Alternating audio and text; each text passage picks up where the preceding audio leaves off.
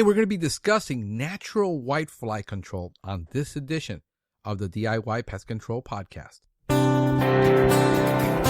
Welcome to the DIY Pest Control Podcast, where you get the best info for those who want to perform their own pest control. The DIY Pest Control Podcast is brought to you by Nature Pest. Nature Pest has been providing the finest in commercial and residential integrated pest management for structural, lawns, trees, shrubs, and mosquitoes with better control and less contamination at an affordable price. For more info, visit us at naturepest.com. Welcome to this edition of the DIY Pest Control Podcast. I am your host, Frank Hernandez, President, CEO of Nature Pest here in South Florida, and I really do appreciate you tuning in. We're going to be discussing natural whitefly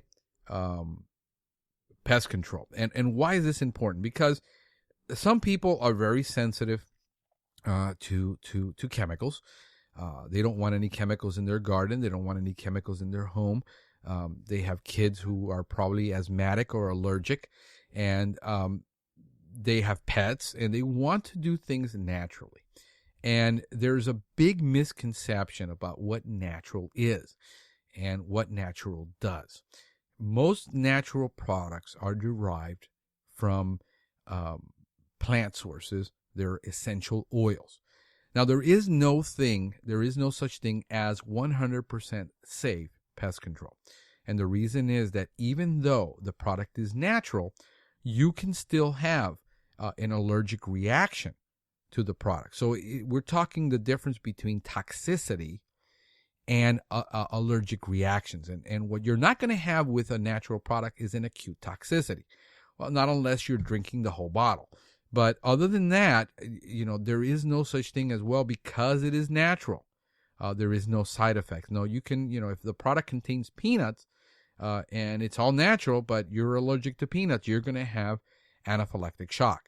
So we have to not go and be, there's a lot of people out there saying our products are 100% safe, they're 100% pure, and legally you can't claim that because you can still have an allergic reaction to the product.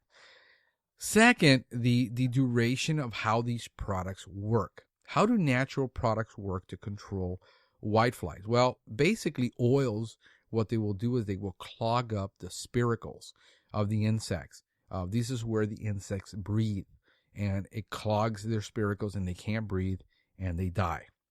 It works the same way as soaps do.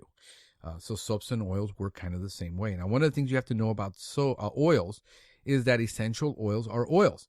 So if you have 100-degree temperature outside and you're applying these oils and you apply them at high rates, know that you can have phototoxicity to the plant and that the plant could get damaged if they apply it in too high of a rate in very, very high temperatures. But natural products are great. We use them in a lot of plant species that we know that we can get control. Like we can get control of even hard scale with oils because the way you have to know how to apply them. And the way you have to apply them is based on the pest life cycle.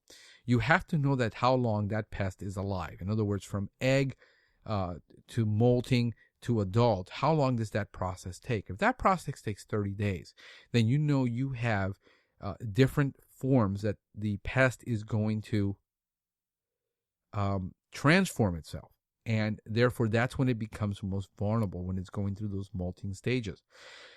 Second, that natural pesticides also work as repellents. The pest can sense the product and leave the property or not want to come into the property. So that's one of the ways that natural pesticides work. Products like Ecovia, which we use, is a great product. It has thyme oil in it. It has other oils, and it has synergists in them that help the product work better. And the way you need to apply it is usually on a 3 to 5 day intervals until you get control of the situation, and then you can apply it less often.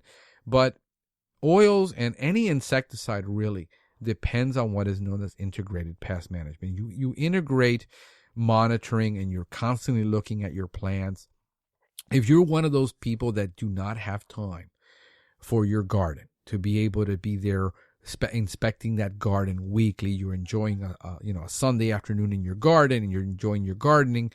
If you're not one of those people, then natural products probably will not work well for you, because it relies that you're inspecting. You can't apply it once and say, well, the product didn't work.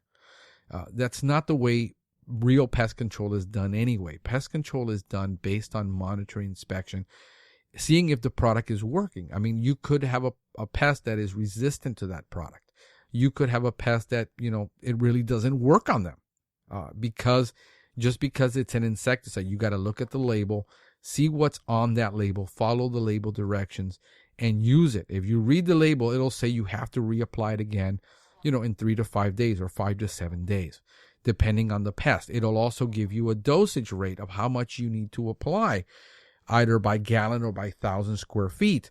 And if you go below that dosage rate, you might not see the results. So it's a great product. It's made by a professional company. It's made by Rockwell Labs. Ecovia is FIFRA 25B exempt, meaning the active ingredients do not need to be registered with the EPA because of the product is exempt. So it's one of the safest ways to go for reduced toxicity. It works great for mosquitoes. It works great for ant control. It works great for controlling fleas on a lawn. So many, many, many uses for this product, and Whitefly is one of them. But it has to be applied frequently and often. So I hope that this information has helped you to be able to perform your own pest control in a safer manner. And just enjoy yourselves, enjoy your garden. We thank you, and we'll see you next time. Thank you for listening to the DIY Pest Control Podcast. Please remember that although Franklin Hernandez is a certified and licensed pest control operator in the state of Florida, the content of this podcast is for informational purposes only. You should consult your local and state government or cooperative extension service before performing any pest control service.